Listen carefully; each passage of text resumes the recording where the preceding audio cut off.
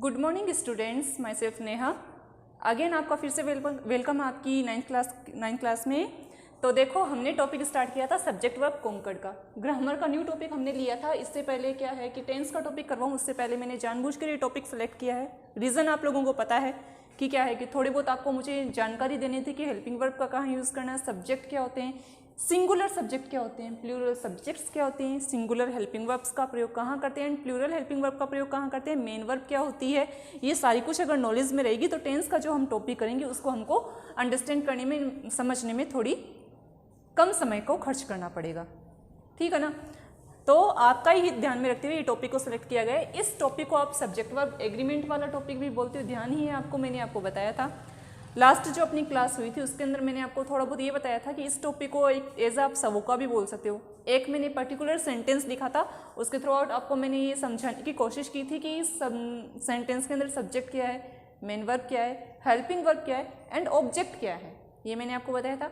आपको मैंने ये नॉलेज भी दिया था कि सिंगुलर सब्जेक्ट्स कौन कौन से होते हैं एंड उनके रिफ्लेक्सिव फॉर्म्स कौन कौन से होते हैं। ऑल्सो ये मैंने आपको बताया था कि जो सिंगुलर सब्जेक्ट्स होते हैं जैसे ही, शी, इट, प्लस इनकी जितने भी जो रिफ्लेक्सिव फॉर्म्स होते हैं जैसे ही का हो गया हीज, हिम, हर से सॉरी ही, हिज, हिम, हिमसेल्फ, ठीक है, रिफ्लेक्सिव फॉर्म है किसका, सिंगुलर ही काउंट होगा। उसी तरीके से ही, she, herself, it, its और इटसेल्फ। वैसे ही प्लूरल जो सब्जेक्ट हो गए आपके, प्लूरल मैंने कौन कौन से बताए थे, इसमें आई को मैंने प्लूरल काउंट किया था, उसका रीजन भी मैंने आपको बताया था। आई प्लस इसके reflexive form I, my, me, myself. उसी तरीके से we, our, us, ourselves, you, yourselves, और क्या था अपना they, their, them and themselves. ये आपकी किस में काउंट हो रहे थे, प्लूरल सब्जेक्ट में काउंट हो रहे थे। सिंगुलर सब्जेक्ट के अंदर पर्टिकुलर एक व्यक्ति कार्य को संपादित कर रहा था, प्लूरल सब्जेक्ट के अंदर दो या दो से अधिक व्यक्तियों द्वारा वो एक्टिविटी को कंप्लीट किया जाता है। समझ आ गई होगी ये चीज़ आपको। लास्ट मैंने आपको यहाँ बताया था कि जो आपकी सिंगुलर जो हेल्पिंग वर्ब्स होती है वो कौन सी होती है, थोड़ा क्ल्यू भी मैंने आपको बताया था। क्योंकि सब्जेक्ट वर्ब एग्रीमेंट वाला जो टॉपिक हम कर रहे हैं वो सारा कुछ इसी के ऊपर बेस है कि इसके अंदर हमको वर्ब को फिलअप करना है।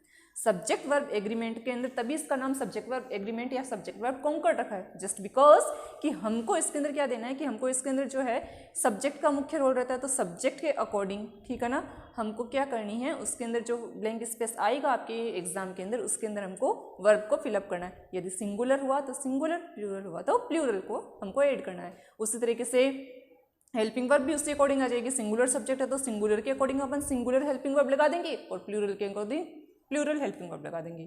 समझ आ गई ये चीज़। उसके कुछ एक रूल्स है, 26 रूल्स है, लेकिन अभी मैं आपको 2 वीडियो में खाली बेसिक नॉलेज ही देने वाली हूँ। ज़्यादा मैं आपको अगर बताऊंगी तो आप लोग क्या हो जाओगे, होच-पोच हो जाओगे, आप ही कंफ्यूज हो जाओगे थोड़ा। तो जितना अगर आज हो सकता है उतना, अगर आज की क्लास में मेरा टॉपिक थोड़ा आगे चला गया तो मैं आपको 1-2 रूल तो यहीं करवा दूंगी, ठीक है। तो पहले हमने कल वाले टॉपिक में बात की थी कि मैंने आपको सब्जेक्ट के बारे में नॉलेज दिया था थोड़ा बहुत। आज की क्लास में मैं थोड़ा आपको बता देती हूँ कि हेल्पिंग वर्ब के बारे में, कि हेल्पिंग वर्ब जो आपकी होती है उसको अपन ऑक्सिलरी वर्ब भी बोलते हैं। हेल्पिंग वर्ब का मुख्य रोल रहता है किसी भी कार्य को हम, हेल्पिंग वर्ब क्या होती है, मेन वर्ब की जस्ट आगे लगकर वो क्या होती है, किसी कार्य को कंप्लीट करती है। सहायक क्रियाएं, इसीलिए तो इनको बोलते हैं, इनको हम ऑक्सिलरी वर्ब क्यों बोलते हैं, मेन वर्ब क्या करती है, ये सहायक रूप में काम आती है।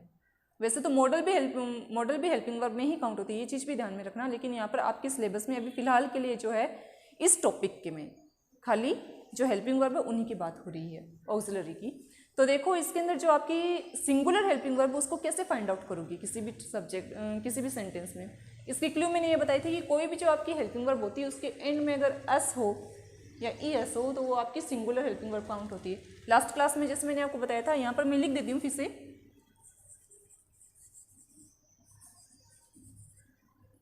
Singular helping verbs. यहाँ पर मैं लिस्ट लिख रही हूँ सीधा। जैसे कि देखो कि जो इज और एस और ई एस जो आए वो आपकी क्या होती है, सिंगुलर। तो शुरुआत करते हैं इंडेफिनिट टेंस से। इंडेफिनिट जो टेंस होता है उसके अंदर आपके देखो डू और डस, 2 हेल्पिंग वर्ब को हम यूज में लेते हैं। और कहाँ से लेना स्टार्ट करते हैं, नेगेटिव सेंटेंस से, यानी कि नकारात्मक वाक्य से हम हेल्पिंग वर्ब को यूज करना स्टार्ट करते हैं। डू और डस में से देखो कि डू जो हो गई आपकी, जो वो तो प्लूरल होगी, डस जो है, डस जो होगी वो आपकी क्या होगी, सिंगुलर हेल्पिंग वर्ब होगी। जो कि सिंगुलर सब्जेक्ट के साथ में हमको यूज में लेना है। एस है ना इनमें, इसमें आ गई बात ध्यान में। उसी तरीके से आगे के टेंस पे हेड करते हैं। आगे वाले टेंस में देखो कि प्रेजेंट इंडेफिनिट के जस्ट बाद में क्या आता है, प्रेजेंट कंटिन्यूस टेंस आता है। ऑलराइट, कंटिन्यूस में क्या करते हैं, वर्किंग प्रोसेस में काम चल रहा होता है, वर्क जो है प्रोग्रेस में होता है। इसकी जो हेल्पिंग वर्ब्स होती है वो इज, एम, आर होती है। एम जो है वो आई ने प्रिजर्व कर रखा खुद के लिए, इसका प्रयोग हो गया वो सिंगुलर के साथ में, आर का हो गया प्लूरल के साथ में, इसका होता है सिंगुलर के साथ में। तो इसमें देखो इज लिख दिया मैंने, स्टेप बाय स्टेप लिख रहे हैं, वापस से करवा रही हूँ ताकि बेटर समझ में आए। इज है, इसमें देखो बच्चों, इसमें एंड में क्या आ रहा है, एस आ रहा है ना, तो ये आपकी क्या होगी, सिंगुलर हेल्पिंग वर्ब में काउंट हो गई। अब देखो प्रेजेंट कंटिन्यूअस के जस्ट बाद में आता है present perfect tense. Present perfect की हेल्पिंग वर्ब आपकी क्या होती है, हैज और हैव। हैज और हैव होती है। हैज और हैव में से जो हैज होता है वो सिंगुलर और हैव हो गया वो प्लूरल। तो देखो इसमें मैं लिख देती हूँ हैज। आई बात ध्यान में, हैज के भी एंड में देखो आप लोग एस नजर आ रहा है, आया ना। ट्रिक है ये इजी सी, जो बच्चे कंफ्यूज हो जाते हैं ना कि दीदी ये हेल्पिंग वर्ब का कैसे पता चलेगा कि सिंगुलर कौन सी है और प्लूरल कौन सी है, तो वो आपका डाउट ही क्लियर कर देते हैं। आपको ज़्यादा कुछ नहीं करना है, आपको खाली हेल्पिंग वर्ब को याद करना है। हेल्पिंग वर्ब को अंदर ये देखो आप लोग कि हेल्पिंग वर्ब के जस्ट एंड में कौन सा वर्ड आ रहा है, अस या ईएस आ रहा है, दैट मीन्स कि वो वर्ब आपकी क्या होगी, सिंगुलर हेल्पिंग वर्ब होगी। ये तो हो गई प्रेजेंट टेंस की बात। अहेड करते हैं, पास्ट टेंस पे चलते हैं। पास्ट टेंस के अंदर देखो अपन क्या करते हैं, इंडेफिनिट टेंस के अंदर तो खाली डिड का रोल रहता है, तो डिड के अंदर तो इंडेफिनिट को लेट को करो। इंडेफिनिट के जस्ट बाद में क्या आता है, past continuous tense. Past continuous tense के अंदर आपकी क्या होती है, वाज और वर हेल्पिंग वर्ब को यूज में लेते हैं कि नहीं लेते हैं। तो वाज आपको हो गई आपकी सिंगुलर हेल्पिंग वर्ब और वर हो गई आपकी प्लूरल। तो वाज भी देखो, वाज जो है आपका मैंने यहाँ पर लिखा है, वाज जो हो गया इसके एंड में क्या आ रहा है, एस आ रहा है ना, तो ये आपकी हो गई सिंगुलर में काउंट। वाज और वर की बात हुई, वर आ गया प्लूरल के साथ में। पास्ट जो कंटिन्यूअस के जस्ट बाद में क्या आता है आपका, past perfect tense. Past perfect में क्या यूज होगा, क्या नहीं होगा, क्योंकि उसके अंदर क्या होगी, हैज, हैव, हैड, तो हेड को आप छोड़ दो, ठीक है ना। हमको क्या करना है, खाली उन्हीं को ध्यान में रखना है कि जो वर्ब के एंड में एस आ रहा है वो ही आपकी सिंगुलर वर्ब है। फ्यूचर टेंस में देख लो, फ्यूचर टेंस के अंदर भी लोड शेल का प्रयोग हो रहा है, उसमें भी कोई रोल नहीं है। तो देखो इन वर्ब्स के एंड में एस का प्रयोग हो रहा है, ये हो गई आपकी सिंगुलर हेल्पिंग वर्ब, यानी कि एक वचन सहायक क्रियाएं। ठीक है, इसको आप लोग नोट डाउन कर लेना और कर ही लो, काम आएगा आगे तक। सिंगुलर सब्जेक्ट की लिस्ट मैंने प्रीवियस वीडियो में बताई है अच्छे से, उसको भी आप ढंग से देखना। आज के बारे में आज मैं आपको वर्ब्स का दे रही हूँ, हेल्पिंग वर्ब का नॉलेज। तो इसमें देखो जिन वर्ब्स के एंड में एस आ जाए वो आपकी होती है सिंगुलर हेल्पिंग वर्ब, एक वचन सहायक क्रियाएं। ट्रिक आपको पता ही है। बारी आती है अब प्लूरल हेल्पिंग वर्ब्स की।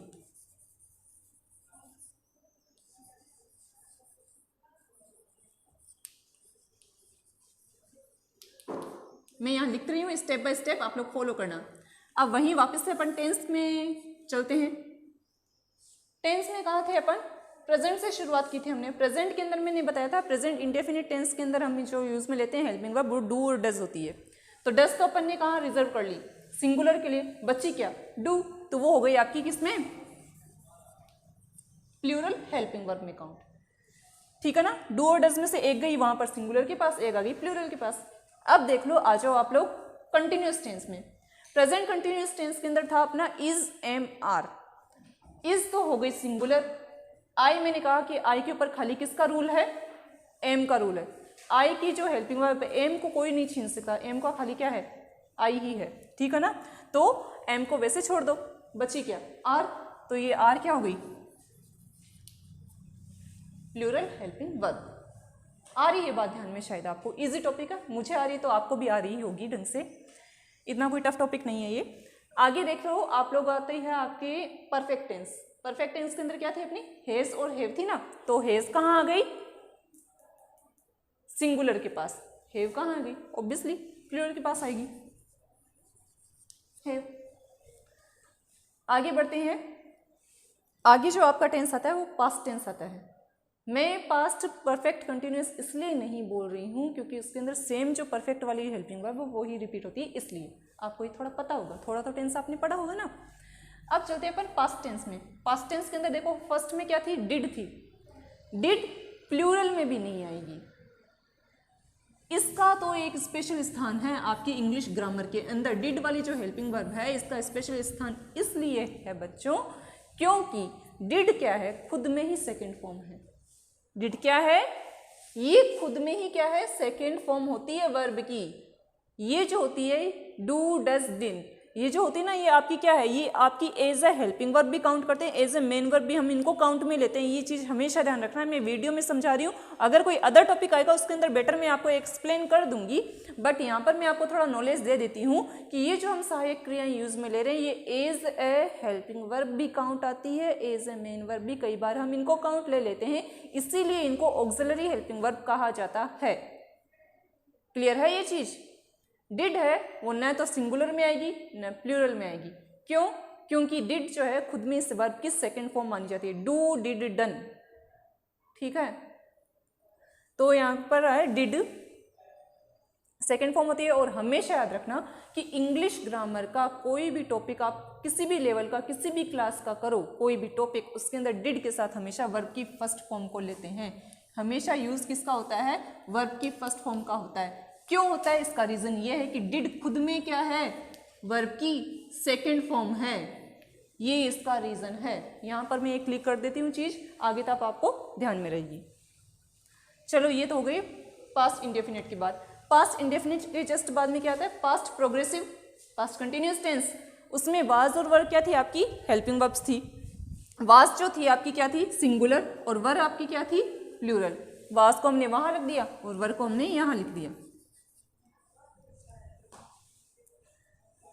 हो गई ये चीज क्लियर? इसके अलावा और कुछ है क्या? मुझे तो कुछ नजर नहीं आ रहा है। अगर आपको अगर थोड़ा कुछ और जानकारी में हो तो मुझे जरूर बताना लाइव क्लास के अंदर, ठीक है ना? क्योंकि कई बार क्या है कि बच्चों में भी नॉलेज बहुत ज़्यादा होता है, एक दूसरे से ही गाड़ी आगे बढ़ती है। मेरा जितना नॉलेज होगा मैं आपको दूंगी, आपका जितना नॉलेज होगा वो मेरे पास आएगा। नॉलेज से ही क्या है, थोड़ा थोड़ा नॉलेज करके क्या होता है, बहुत बड़ा नॉलेज बनता है। बूंद बूंद से ही घड़ा पड़ता है भाई, ठीक है ना? वैसे मेरी जानकारी में जितना कुछ था मैंने आपको बता दिया है। अब देखो बच्चों, ये सिंगुलर हो गई, ये प्लूरल हेल्पिंग वर्ब्स हो गई। अब सब्जेक्ट वर्ब एग्रीमेंट के अंदर हम क्या करेंगे कि जो सिंगुलर वर्ब्स है या सिंगुलर सब्जेक्ट के साथ में हम किसका प्रयोग करेंगे, सिंगुलर हेल्पिंग वर्ब का। ये जो आपकी क्रियाएं होंगी ना, जो हम यूज में ले रहे हैं सिंगुलर वाली, इसको हम किसके साथ में यूज में लेंगे, सिंगुलर सब्जेक्ट के साथ।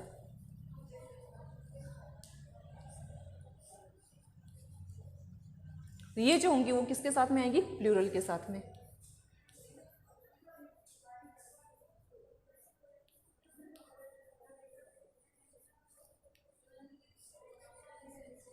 यहाँ लिख दिया है मैंने, आपको नॉलेज मिलेगा। इसी वे में उतार लेना रफली, अगर आप लोग थोड़ा इसे देखोगे ना तो आपको पता चल जाएगा। सिंगुलर यहाँ पर लिख दिया, प्लूरल यहाँ पर लिख दिया है। अब देखो अगली चीज क्या होती है कि सिंगुलर जो वर्ब, अब थोड़ा वर्ब का नॉलेज दे देती हूँ। ये तो हो गई हेल्पिंग वर्ब की बात, अब थोड़ा वर्ब का नॉलेज दे देती हूँ कि सिंगुलर जो हेल्पिंग वर्ब्स होती है ना, उनके साथ में अपन सिंगुलर हेल्पिंग वर्ब्स ही लगाते हैं। सिंगुलर सब्जेक्ट के साथ में सिंगुलर वर्ब भी लगाते हैं। यहाँ पर लिख देती हूँ, आप लोगों को ध्यान में रह जाएगा। वहां पर वैसे मैंने लिख दिया है सिंगुलर सब्जेक्ट्स के साथ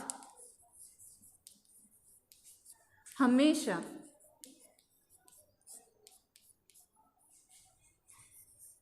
सिंगुलर हेल्पिंग वर्ब या मेन वर्ब यूज ली जाती है। फॉर एग्जाम्पल,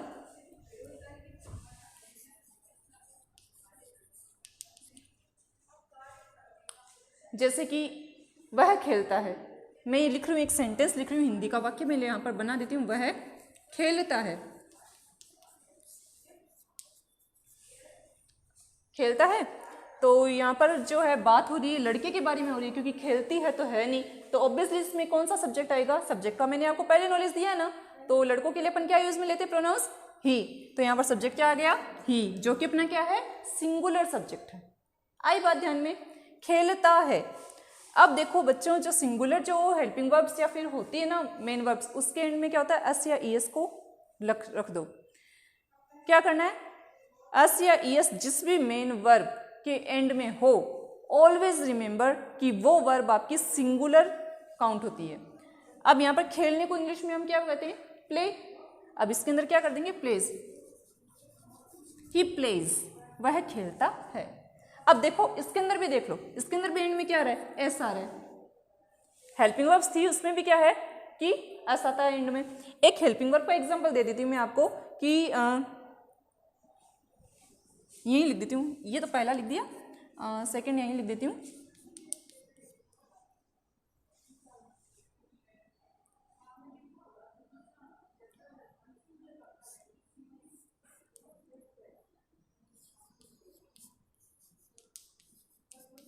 मंदिर, एक एग्जांपल लिख दिया, और कि वह मंदिर जाती है, इसमें हेल्पिंग वर्ब लिखूंगी मैं, ठीक है ना। तो यहाँ पर लड़की के बारे में बात हो रही है तो यहाँ पर क्या आ जाएगा,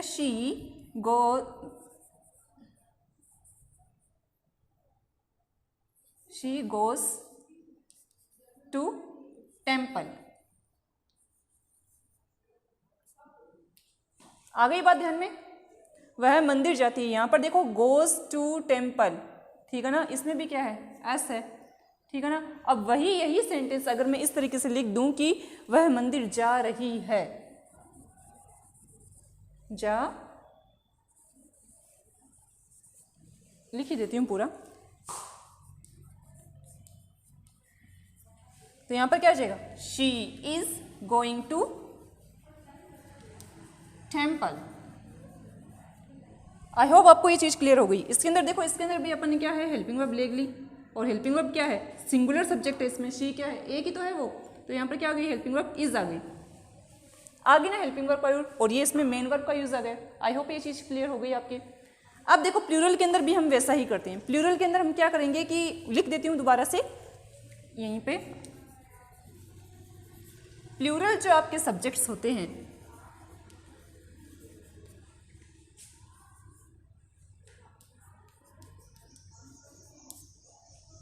प्लूरल सब्जेक्ट्स के साथ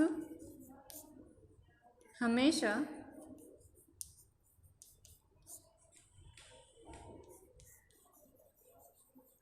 plural helping verb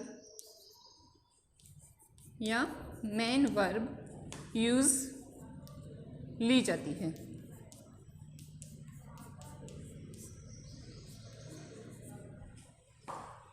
plural subject आपको पता ही है क्या क्या है, आई वी यू दे, है ना। एग्जाम्पल ले लेते हैं, जैसे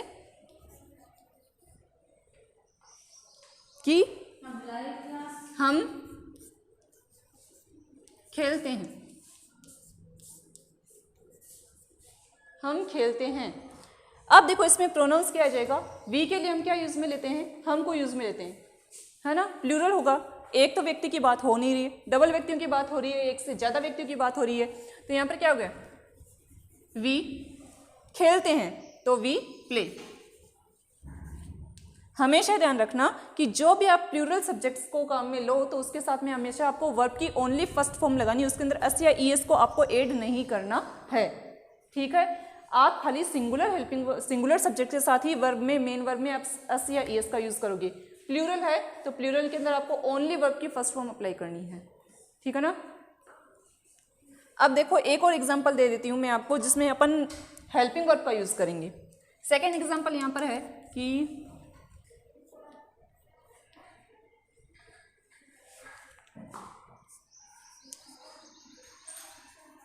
वे स्कूल जा रहे हैं। वे के लिए अपन कौन सा साउंड ले रहे थे प्रोनाउंस यूज में, दे। अब देखो जा रहे हैं, प्रेजेंट में बात हो रही है, ऐसा भी नहीं है कि वो जा रहे थे, प्रेजेंट में बात हो रही है ना, जा रहे हैं, दैट मीन्स कि प्रेजेंट के अंदर एक ही दिन की एक्टिविटी बता रही है वो, न कि नेक्स्ट डे की बता रही है। तो रहे का मतलब क्या हो गया, प्रेजेंट कंटिन्यूअस टेंस आएगा। इज एम आर आपकी होती है प्रेजेंट कंटिन्यूअस की हेल्पिंग वर्ब। प्रेजेंट कंटिन्यूअस का फॉर्मूला अपना क्या होता है, is am are plus main verb की फर्स्ट फॉर्म में आईएनजी, है ना। तो इसके अंदर क्या आ जाएगा, आप पर दे के साथ में क्या आ जाएगा, आर, क्योंकि इस का प्रयोग किसके साथ में कर रहे हैं हम, सिंगुलर के साथ में, आई जो है वो एम के साथ, तो बचा क्या, आर, तो यहां पर क्या आ गया, आर। तो they are going to school. समझ आ गई ये चीज, plural subject plus plural helping verb, ठीक है। उसी तरीके से अगर आप क्वेश्चनर वे में अगर पूछो तो यहाँ पे क्या आ जाएगा, do you play hockey, do you play hockey. तो इसके अंदर यू क्या है, ओरली बता रही हूँ मैं, लिखूंगी नहीं है, खाली समझाने के पर्पज से आपको बता रही हूँ कि डू यू प्ले हॉकी, क्या तुम हॉकी खेलते हो। तो इसके अंदर यू क्या है, डू की जस्ट बाद में मैंने यू को यूज में लिया है, तो यू आपका क्या है, प्लूरल सब्जेक्ट है कि नहीं है। तो प्लूरल के साथ में हेल्पिंग वर्ब कौन सी आ गई, प्लूरल। डू क्या है, प्लूरल हेल्पिंग वर्ब है। तो do you play hockey, play में भी देखो एस या ई सेड नहीं किया है। Does he sings a song, ठीक है ना, क्या वो गाना गाता है, हो गया ना ये चीज क्लियर। तो देखो स्टूडेंट्स, आज की जो ये आपकी क्लास थी उसके अंदर मैंने आपको बेसिक जितना था, जो आपके अवेलेबल था, जितना आपको दे सकती थी मैं नॉलेज, वो मैंने आपको दे दिया है। और इसमें एक वीडियो में सारी बात क्लियर हो गई है कि सिंगुलर के साथ में singular helping verb plus main verb का यूज होगा, प्लूरल के साथ में plural helping verb plus plural main verb का ही यूज करोगे। ट्रिक मैंने आपको याद करने की बता दी, यहाँ पर मैंने लिख दी है दोनों की, कि प्लूरल कौन सी वर्ब्स होती है हेल्पिंग वर्ब्स और सिंगुलर हेल्पिंग वर्ब्स कौन सी होती है। अच्छे से इस वीडियो को देखना क्योंकि आगे टॉपिक और भी ज़्यादा इंटरेस्टिंग होने वाला है। Thank you.